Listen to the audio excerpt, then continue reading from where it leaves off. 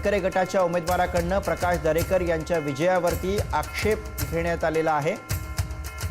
आमची 7000 मतं कुठे गेली असा सवाल तटकरे गटाकडून करण्यात आलेला आहे आणि हा आक्षेप मांडत त्यांनी दहिसर वॉर्ड क्रमांक 3 मध्ये भाजपचा जो विजय झालेला आहे भाजप उमेदवाराचा त्याविषयी आक्षेप नोंदवलेला आहे। प्रकाश दरेकर यांचा या ठिकाणाहून विजय झालेला आहे, जे प्रवीण दरेकर यांचे बंधू आहेत आणि त्यांच्याच विजयावरती आक्षेप घेण्यात आलेला आहे।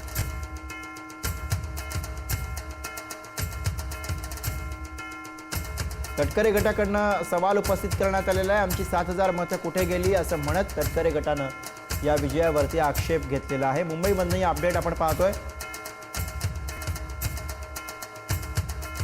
एकीकडे मुंबईमध्ये भारतीय जनता पक्षानं एकदम चमकदार अशी कामगिरी केलेली आहे आणि त्यातच वॉर्ड क्रमांक 3 मध्ये भारतीय जनता पक्षाच्या उमेदवाराचा जो विजय झालेला आहे त्या विजयावरती आता आक्षेप घेण्यात आला। त्यामुळे आता याचं पुढे काय होतं हे पाहणं महत्त्वाचं असेल।